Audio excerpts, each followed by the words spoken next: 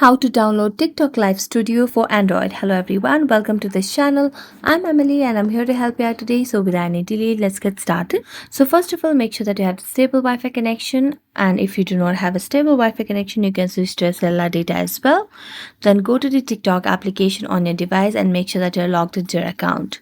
Now after that, go to your profile at the bottom right corner of the screen and then tap on the three lines at the top right corner of the screen. Then here you can see the option of TikTok Studio. So just tap on it. And as you tap on it, you'll be able to see the option of download the app over here. So just tap on download the app and then tap on download TikTok Studio.